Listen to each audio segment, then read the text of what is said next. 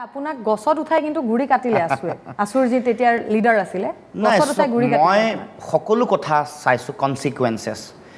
অসম আন্দোলন আমি দেখা নাই অসম আন্দোলন আমি কেৱল ছবিত দেখিছো এই অসম আন্দোলনৰ কিছু ফটো আমি দেখা পাওঁ মাজে মাজে তাৰ পিছত ৰাজ্যত কা আন্দোলন হ'ল কা আন্দোলনত আমি কিছু তেনেকুৱা প্ৰতিশ্ৰুতি আমি দেখিলো কা আন্দোলন কেনে ধৰণৰ এটা পৰিৱেশ তাৰ পিছত সেই সময়ত আপোনাৰ যি উদ্দাত্ত ভাষণ উদ্দাত্ত যি কণ্ঠ সেই কণ্ঠ সঁচাকৈ ৰাইজে আদৰি ল'লে সমান্তৰালকৈ তেতিয়া আসুৰ সদৌ অসম তেতিয়া ছাত্ৰ সন্থাৰ তেতিয়াৰ যিসকল নেতা আছিল আপোনাকে ধৰি এটা দল খোলাৰ পোষকতা কৰিলে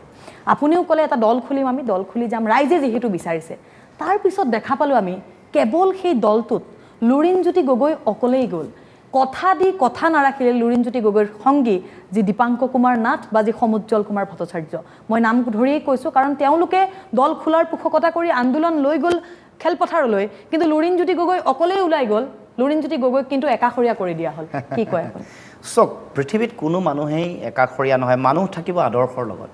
মানুহ লাগিব মানুহ থাকিব সত্যৰ লগত চক এইবোৰ জাতীয় বিষয়বোৰত কোনেও কাকো ষড়যন্ত্ৰ কৰি শেষ কৰিব নোৱাৰে কজটো ইম্পৰ্টেণ্ট মই মোৰ মাতৃসেৱাৰ কাৰণে মাতৃসেৱাৰ পূজাৰ বেদীত পূজা কৰিবলৈ আগবাঢ়ি যেতিয়া মানুহ আহিব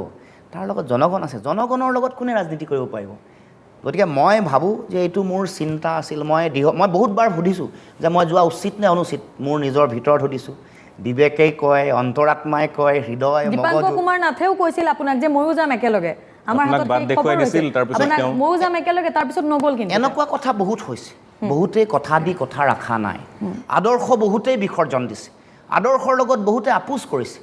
কিন্তু মই যিহেতু কৈছোঁ মই সেইটো মানুহ মই মানুহটো সেইটোৱেই মই এবাৰ কথা দিলোঁ কথা ৰাখিছোঁ ৰাখিবলৈ চেষ্টা কৰিছোঁ আৰু ভৱিষ্যতেও ৰাখিবলৈ চেষ্টা কৰিম এইটো মোৰ স্পষ্ট কথা গতিকে আজিও আমি সকলোৱে এই কষ্টটোৰ লগত যুঁজি আছোঁ আৰু অসমৰ ৰাইজ মই ভাবোঁ যে আছে মানে গণতন্ত্ৰ এইখন ইয়াত ৰাইজে নিৰ্ণয় কৰিব কি হ'ব ভৱিষ্যত কি হ'ব গতি প্ৰকৃতি কোন দিশত যাব জাতীয়তাবাদৰ ধাৰা কোনোবা এগৰাকী দুগৰাকী ব্যক্তিয়ে জনতাৰ যিটো প্ৰবল ঢৌ মানে জনতাৰ যিটো মানে শক্তি তাৰ লগত কোনো ফেৰ মাৰিব নোৱাৰে গতিকে মই কোনোবাই এনেকুৱা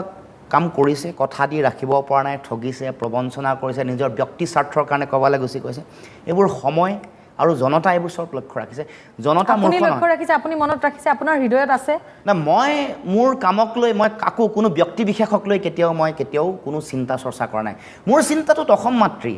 অসমীয়াই মোৰ যিমান শক্তি আছে মই সিমান সেৱা কৰিবলৈ চেষ্টা কৰিম আশা কৰে যে এতিয়াও সেই লোকসকল ক'ৰবাত নহয় ক'ৰবাত কিবা প্ৰকাৰে যদি তেওঁলোকৰ মনলৈ আহে তেওঁলোক উভতি আহক আকৌ সেই যি জাতীয়তাবাদৰ কথা কৈছিলে সেই জাতীয়তাবাদৰ ধাৰাৰেই তেওঁলোক আগুৱাই যাওক কাৰণ দেখিবলৈ পোৱা গৈছিল বহু নেতাৰ নাম উল্লেখ কৰা হৈছে দীপাংক কুমাৰ নাথৰ কথাই যদি কওঁ আমি তেওঁ বিজেপিত যোগদান কৰিলে কিন্তু সদৌ অসম ছাত্ৰ সন্থাত থাকোঁতে যিটো এটা সন্মান আছিল যিধৰণে ৰাইজে তেওঁৰ কথাত পতিয়ন গৈছিল বিশ্বাস কৰিছিল তেওঁৰ এষাৰি মাতত হাজাৰ হাজাৰ ল'ৰা ওলাই আহিছিল আজি কিন্তু সেই স্থান তেওঁৰ ক'ৰবাত নাই বুলি এটা কথা ওলাইছে তাৰ লগতে এনেধৰণেও হয় যে আপোনাক গছত উঠাই কিন্তু গুৰি কাটিলে আছুৰ যি তেতিয়াৰ লিডাৰ আছিলে গছত উঠাই গুৰি কাটিলে মই সকলো কথা চাইছোঁ কনচিকুৱেন্সেছ যে মই ওলাই যোৱাৰ পাছত মোক লগ নিদিবও পাৰে ভাৱনাটো আহিছে মোৰ তেতিয়াই আহিছে মই চব ভাবিয়ে মই সিদ্ধান্ত লৈছোঁ যে হ'ব পাৰে দুটা হ'ব পাৰে নিৰ্বাচনত মই ভালকৈ জিকিম বা মই কম চিট পাম বা মই শূন্য পাম মই যিটো আটাইতকৈ বেয়া ৱৰ্ষ্ট কেছ চিনেৰিঅ' বুলি কয় যিটো বেয়া সেইটো কথা ভাবিয়ে সিদ্ধান্ত লৈছোঁ আপোনালোকে যিটো কথা কৈছে কোনোবাই সংগত দিব পাৰে নিদিব পাৰে মই নিদিয়াটো ভাবি লৈছোঁ যে নিদিলে মই কি কৰিম মই তেতিয়াই মই নিজকে বহুতবাৰ ভাবিছোঁ বহুত বিশ্লেষণ কৰিছোঁ নিজক সুধি সিদ্ধান্ত লৈছোঁ এই সিদ্ধান্ত মোৰ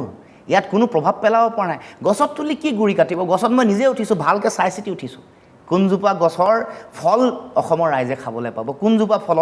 কোনজোপা গছৰ মূল্য আছে গতিকে মই গছত তুলি গুৰি কাটিব পৰা পৰিৱেশ দিয়াই নাই তেওঁলোকে হয়তো কোনোবাই যদি ভাবিছে এইটো বেলেগ কথা তেওঁলোকৰ প্ৰতি মোৰ অকণমানো বেয়া ভাৱ নাই যিসকলে বিশ্বাসঘাতকতা প্ৰতাৰণা কৰা বুলি আপোনালোকে ভাবিছে অকণমানো বেয়া ভাৱ নাই মই এইটো বহুত ভাবি চিন্তি নিজে সিদ্ধান্ত লৈছোঁ সেইকাৰণে আজিও মই হতাশ হোৱা নাই নহ'লে ফ্ৰাষ্ট্ৰেটেড মানুহ হ'লে দুবাৰ নিৰ্বাচনত হাৰিছোঁ প্ৰথমবাৰ দুটা নিৰ্বাচনত তৃতীয় স্থান পাইছোঁ তাৰ পাছতো যুঁজি আছোঁ কিয় মই জানো যে ইমান সোনকালে এটা ৰাজনৈতিক দল কৰি সাংগঠনিক ভেটি শক্তিশালী সুদৃঢ় কৰাটো ইমপ্ৰেক্টিকেল অবাস্তৱ কথা প্ৰায়োগিকভাৱে শুদ্ধ আৰু সত্য নহয় কিন্তু আমাৰ গোটেই কথাটোৰ লগত অসম মাতৃৰ কথাটো জড়িত যিহেতু হৈ আছে অসমৰ ভৱিষ্যতৰ কথা কাৰণে আমি যিহেতু কাম কৰিছোঁ গতিকে হতাশ হোৱা নাই আৰু মই কোনোবাই আপোনালোকে যিটো ভাবিছে যে কোনোবাই আমাক ঠগিছে গছত তুলি গুৰি কাটিছে বা একাষৰীয়া কৰিলে মই নাভাবোঁ যে আমি জনগণৰ লগত আছোঁ জনগণে যদি একাষৰীয়া কৰে তেতিয়াতো বেলেগ কথা ৰাইজে একাষৰীয়া কৰিলে একাষৰীয়া হ'ব তাৰ বিৰুদ্ধে কোনেও লুৰিণজ্যোতি গগৈক একাষৰীয়া কৰিব নোৱাৰে